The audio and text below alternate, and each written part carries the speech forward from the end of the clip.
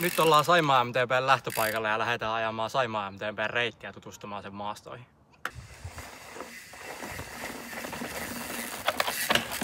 Nyt ollaan reitin hienoimmassa yksittäisessä paikassa. Ollaan laskettu hienoa alamäkeä tänne näin ja reitti jatkuu hienoa rantapolkua Saimaan rannassa.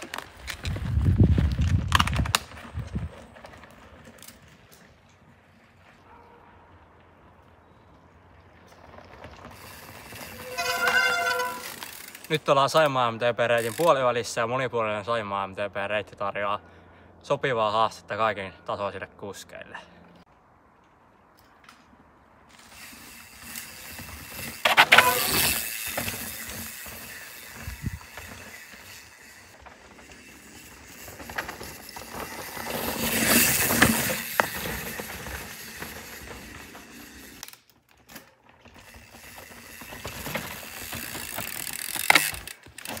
Nyt ollaan ajettu Saimaa MTB teknisin lasku ja reitti jatkuu Saimaan rannassa rantapolkua pitkin kohti Lammassaarta.